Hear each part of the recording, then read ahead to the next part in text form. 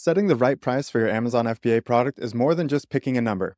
It's a strategy. In this video, we're going to break down exactly how and why we priced our new product on Amazon FBA so you can do the same. Welcome back to FBA Unfiltered. If you're new here, we're documenting behind the scenes, step by step, our journey to launching this new product on Amazon FBA. Make sure you subscribe and turn on notifications so you don't miss any steps along the way. Now, let's dive into the video. All right, FBA Unfiltered crew, thanks for joining us. Once again, my name is Taylor. I'm here with Rami today. Rami, how are you, man? I'm doing great, Taylor. I appreciate you, brother. So essentially, we're going to be talking about how we plan to price our products. And like, honestly, this works for all products that we're going to be launching, right? So when it comes to, picking the price you want to start with and, the flexibility you do for the future, you want to focus on three main things, right? Number one is going to be sales volume, the right price that can increase conversion rates. Next thing is going to be profit margins. Setting a price too low will hurt your profits, and while too high may discourage buyers. You do not want to get into a rat race to the bottom, right? When it comes to price, you need to make sure you have some margin. And like we were talking about in the previous video, you also need to be able to churn your money. If you don't have, in my opinion, at least 100% ROI, you're going to be coming into a money churning problem relatively quickly, especially if your product is scaling. And then obviously Amazon's algorithm. A competitive price helps with ranking and visibility in Amazon's prices. If you're selling a product at $99.99 and it's the same thing as everything else at $39.99, probably not going to get anywhere, right? So finding your price point. So first things first, you're going to be looking at top ranking products in your niche. So if we use our example, you're going to search Shilajit gummies. So you're going to see, hey, what prices are they selling? And if I were to do that really quickly, I see that the prices are going to be anywhere between $24.99, $19.99, $26.99, $30, right? So anywhere between this like $15 to $30 range is the overwhelming majority, right? Is what we're seeing. So we know that most likely we're going to have to be somewhere in that range, and ideally we want to focus on the higher end of that range and what we can do to make sure that we can capture that audience. Because at the end of the day, you can sell a product for $1,000. There is no cap. You can sell a product for $40,000. It doesn't matter. But what you have to do is that the value you provide is more than the cost of the product. That's what you have to do. So as long as whatever thing that you're going to be selling, that you can make sure that the value add is more than the cost, you're fine. Explain why someone would spend this much for your product over the competition. And if you cannot easily articulate that, you probably are not getting into the right product. Noting the pricing range, super important. Just like what I just spent the last minute on, evaluating the value of your product, right? And what ways you're better than the competition is the best way to go about it. And the last thing you want to be is the cheapest option. Instead, offer the best value. Here's a really good example. Part of my business is obviously consulting as well. And I took a brand that sold a product at $9.99, and they were selling, like, now they're up to over 1,000 units a month. But even when you look at it that way, 1,000 units a month at $10, they're only doing $10,000 a month. And that's like top line revenue. Like, think about how difficult it is to get a product to sell 1,000 units a month. And they're only making, 1 to 2 grand off of that after all fees, cost of goods, X, Y, and Z. A lot easier to sell a product for $49.99 a month. You have very healthy margins and you're selling a couple hundred units a month. You are making way more money. You can't always count on a low price driving more sales. I have a particular product that it doesn't seem to matter. Like, I do tests and I drop the price and my sales don't go up. So then I just put the price back to the higher price and I just make more money and the sales stay the same. And sometimes that's just the way it is. It's going to be dependent on the niche that you're coming into and the product that you're offering. And you can't just assume that if you just drop the price, you're going to get more sales. It's just not that simple. It doesn't always work that way. It's just not a good strategy in general with the amount of Chinese sellers that are on the platform now. It's very hard to compete at the low end of the price range. So I really discourage just a race to the bottom. We can't stress that enough. Offer the best value, demand a premium price because you're offering such a good product that people are willing to pay that. Plus, you also have to factor in, naturally, people think that a higher price leads to a higher quality product. Now, calculating profits and costs and profit margins is going to, have multiple components to it. Number one is going to be manufacturing costs, which is your cost of goods. Oftentimes you'll write out all these fees and you'll realize that your cost of goods is actually not the largest fee amongst everything. So it's very interesting to break down all these numbers. So cost of goods is going to be one. Your shipping and fulfillment fees is going to be another one, which is going to be like your Amazon FBA fees.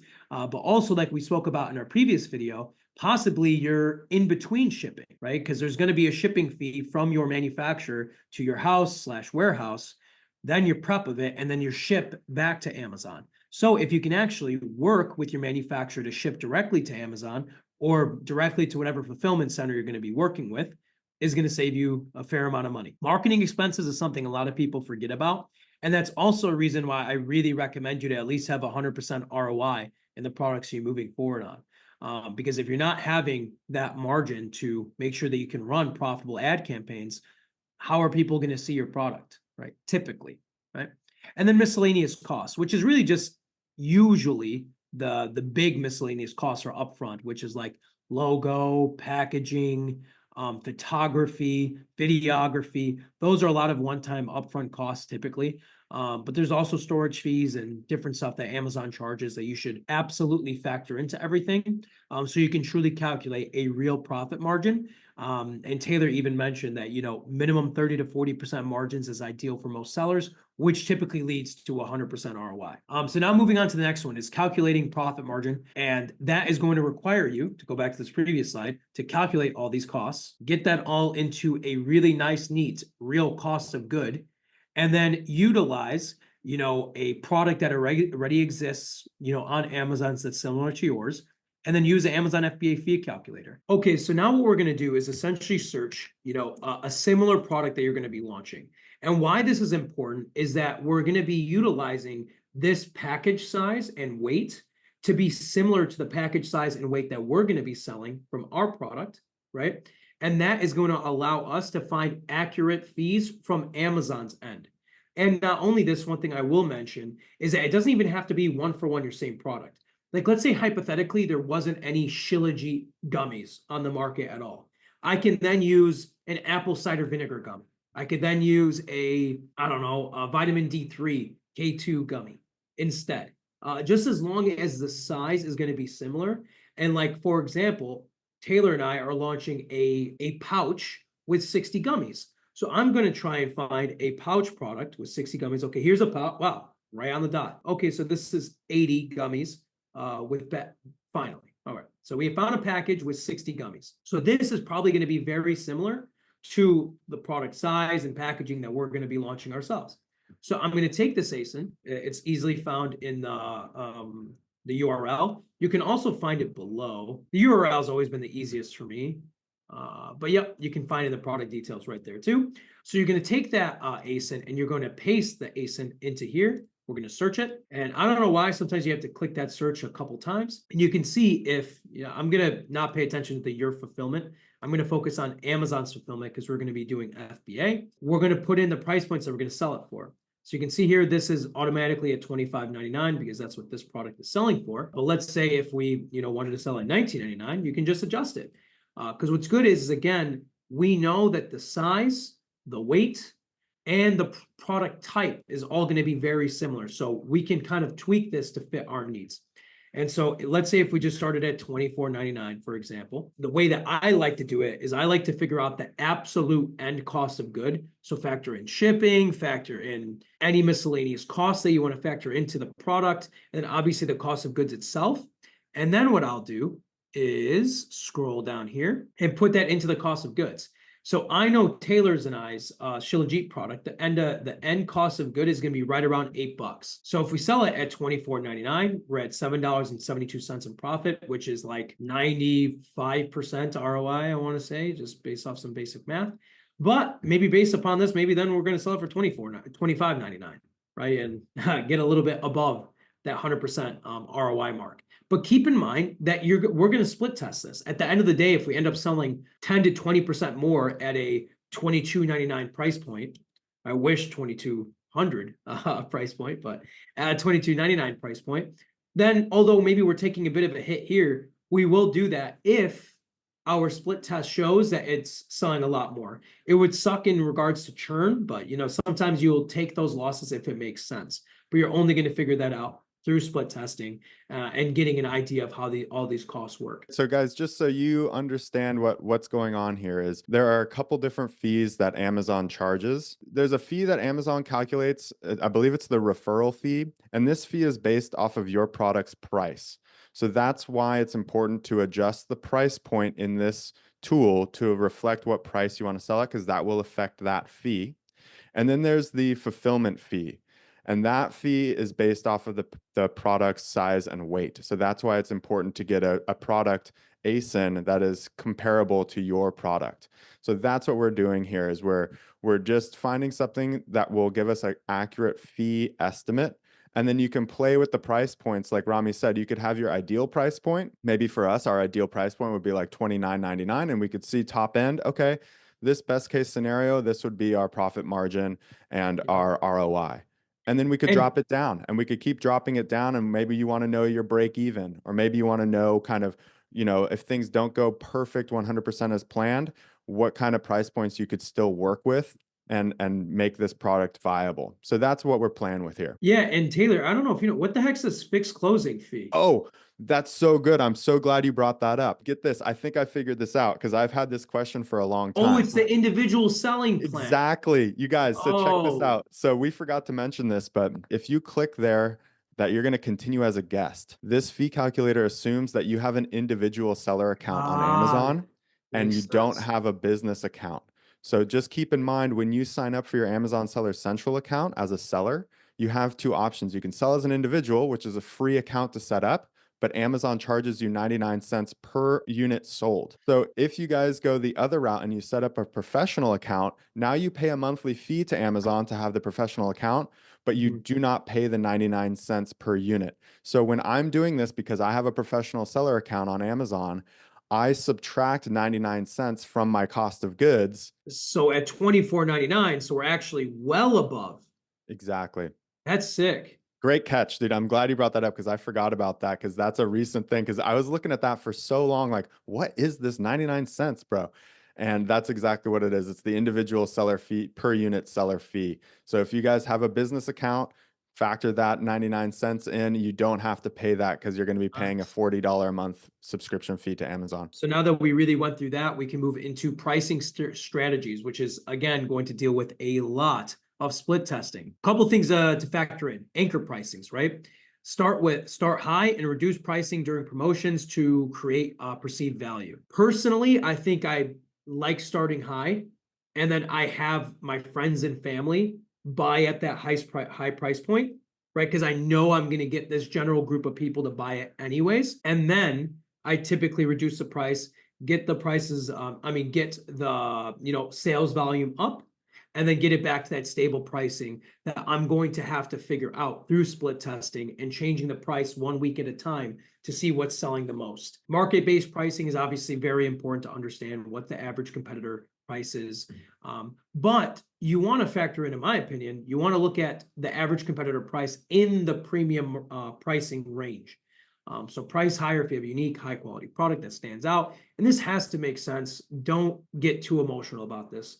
Be logical. Is your product actually unique to the market that exists, or is it just branding? One thing I will mention that I didn't say here is that you also have to split test and understand that just because you're seeing an increase in sales when you change the price 1 week, but also your reviews doubled, or naturally your subscribe and save increased. You have to I know it's hard and sometimes you can't be fully data driven, but you really want to pay attention to understanding like what actually is contributing to that huge spike of sales. The difference, right? Whether if it's a decrease or an increase, like you really got to look at that logically a bit. And then psychologically pricing, right? Doing $29.99 instead of $30. Also, this is another thing, never end your pricing with 7. Like it makes zero difference. So never do $27.99 or $27.97, or like if you're over the $5 mark, just put it to 9. It makes no difference in consumer behavior. Selling a product for $26.99 or $29.99 is probably not going to lead to a difference. But like, for example, one of my products I sell, my best-selling product, I sell for $99.99. But I know there will be a massive difference in consumer behavior if I change it to $101.99, for example. So I kind of told myself I'm never going to max that out beyond $99.99 unless I absolutely have to. But I'm also not going to sell it for $97.99 or $96.99. It doesn't make a difference, right? in regards to, consumer behavior. But, we figured that out through split testing all of our products, right? But that's just something to keep in mind is at a basic level. And I just want to return to that first point, anchor pricing, just to give you guys a little bit more context. So essentially, if you've ever shopped on Amazon and you've seen the kind of the strike through price, if you want to say that. So there's the normal price and it has a line through it, and then there's the current price. So the way that you can achieve that is by doing exactly what Rami said. So you set it at kind of the top end, highest price you think you could sell it for, and you get some sales at that price point. You actually do, Amazon will check you that you do need to actually make sales at that price point. But if you are successful at getting some sales at that price point, you can basically run like a never-ending sale. You can just go into the item the on your inventory and adjust the price to run a sale. You could run a sale for, 6 months if you wanted to, and it will show that strike through pricing the whole time because it'll take that anchor price, that baseline price you started with, and then it'll say, oh, it's 10% off now at whatever lower price you put in for your sales price. So that's something that I try to take advantage of a lot, and I think it's definitely a good strategy. That's a fantastic add-on, Taylor. I actually completely forgot to mention that you actually have to get sales at that price point to get that sales strike through. So great job on that, Taylor. I appreciate that. Now to kind of wrap up this video is some mistakes to avoid. A couple of highlights to pay attention to is that, and I know we've kind of sung this home, is that underpricing your product to compete solely on price is never a good strategy. It never works. It's going to be a rat race to the bottom. And especially if you're dealing with a product that China-based sellers are selling on, right? Because you're competing with the direct manufacturers, you are never beating them in price. Two, overpricing your product without justifying the premium goes back to what we were discussing too. Make sure the value add is higher than the price you're selling it for. And if it is, you're fine. Failing to account for all costs leading to hidden losses. Another really important factor, right? Something that a lot of people don't mention is the PPC costs, the advertising costs, right? That we mentioned before. Really important to really bring that home. And then last but not least is ignoring competitor price changes and market trends. Taylor, that's actually a really good add-on. I wouldn't have thought of that. That is a very important aspect too, because hypothetically speaking, at the end of the day, this is all supply and demand. So if your competitor is dropping the price to $14.99 when you're normally selling it for $29.99, like you both are, I mean, look, think of it as like a gas station. If there are two gas stations next to each other and both are at $2.99, all right, for one reason or another, you're going to pick whichever one is easier to get into, right? But if one is at $3.50 and the other one's at $2.99, people aren't going to care how difficult the other one is to get into. They're going to get into the $2.99 one because it's essentially the same product. This changes when your products are different. It doesn't matter then. But if your products are very, very close and the price difference is enough to where the value add doesn't make sense, they're going to move forward with the other product. So just paying attention to that is a big part. And on the flip side, like I mentioned earlier, I have a product that does not really seem to be affected by lowered prices. And one of the main reasons why I think this is the case is I still am the only person selling this specific product on Amazon. So there is no other gas station for people to go to. So I can still charge my premium price. And if people want that product, they got to pay that price. It's just as simple as that. There's no other option. So it doesn't typically make sense for me to really discount my pricing because if people want it, they're going to buy it at the high price. There's no other option. So there is sometimes an upside to this as well. If you really do differentiate yourself and offer something unique, you can take advantage of the fact that there isn't a competitor. You're the only one, and so you really have some strength in your pricing. When you really get into like the supernova of things is when you have Taylor's situation and your value add is still a lot more than the price point you sell it for. That's when it's like just an explosion of sales. Think of any exploding product that you see. It's exactly what I just described. They are either first to market or their just unique twist to the market is so huge, but the value add is there. That's it for this video. We hope it was insightful. If it was, please leave a like. If you have any questions, leave a comment. And remember, we're still offering a 7-day free trial for anyone who wants to work with us one-on-one. As always, thank you very much for watching, and we'll see you in the next video.